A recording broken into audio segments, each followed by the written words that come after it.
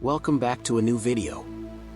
In this series, we journey through ancient myth, uncovering the monsters that waited for heroes, not just to test their strength, but to reveal their fate. Some threats come with warning, some with fangs and flame, and some strike without mercy. This video is about the Laestrygonians, the man-eating giants of Homer's Odyssey. They did not roar. They did not speak in riddles. They destroyed. More than a monster, they were a massacre. Laestrygonians symbolize Xenia betrayed, the violation of hospitality. In Greek culture, Xenia, the sacred bond between guest and host, was a divine law. The Laestrygonians shattered it. Odysseus arrived in their land seeking food, water, peace. Instead, he found cannibals, monsters who welcomed strangers, only to devour them. They are a symbol of trust turned to terror, the mask of civilization ripped away. Fear of the unknown, the hidden threat in foreign lands.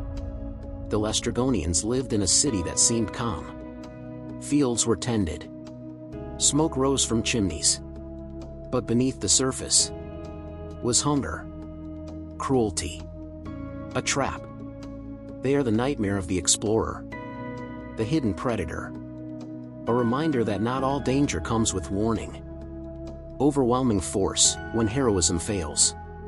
Unlike many monsters in myth, the Laestrygonians do not duel. They don't taunt. They don't wait. They attack. All at once. Without honor. Without hesitation. They are not a trial. They are a massacre. Origins in nature. The Laestrygonians are not just giants. They are civilized monsters. Homer describes them as living in Telepylos, a city with massive gates and steep cliffs. They appear human, but grow as tall as towers. They are sometimes said to be the descendants of Poseidon, like the Cyclopes.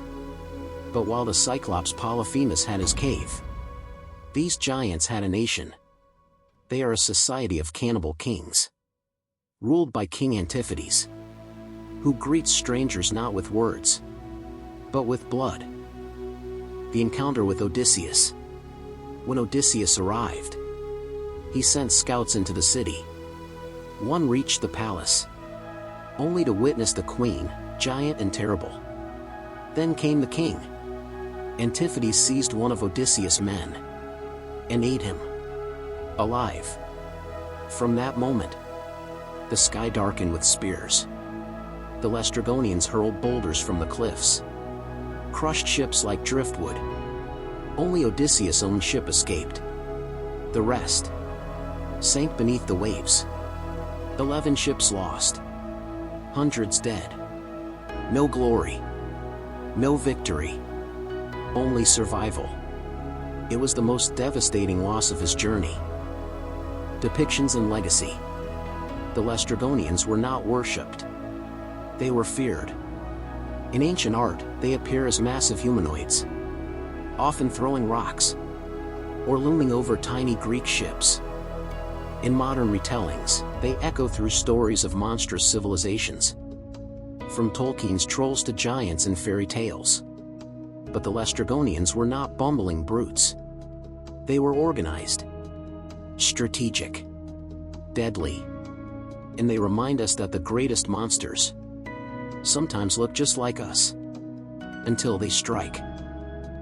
Thank you so much for watching. I hope you enjoyed it. If there's another creature, god, or myth you'd like to see next, drop it in the comments. And remember, not every danger can be fought. Not every trial is a test of strength. Sometimes, the only victory is escape. The Laestrygonians teach us that civilization can wear a monstrous mask, that trust can lead to ruin, and that not every journey ends with glory. So next time you enter unfamiliar waters, ask yourself, are you being welcomed? Or are you being watched? See you next time.